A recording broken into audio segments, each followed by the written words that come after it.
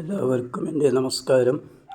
തൃക്കടവൂർ കോട്ടയ്ക്കകം ശ്രീ രാജരാജേശ്വര ക്ഷേത്രത്തിലെ അശ്വതി മഹോത്സവം ഇന്ന് രാവിലെ ദേവി പൊങ്കാല നടക്കുന്ന കാഴ്ചയാണ് ഇപ്പോൾ ഇവിടെ കാണുന്നത്.